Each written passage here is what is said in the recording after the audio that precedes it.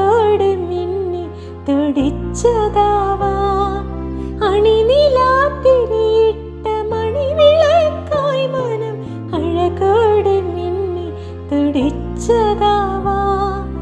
ആരും കൊതിക്കുന്നൊരാൾ വന്നു ചേരുമെന്നാരോ സ്വകാര്യം പറഞ്ഞതാ.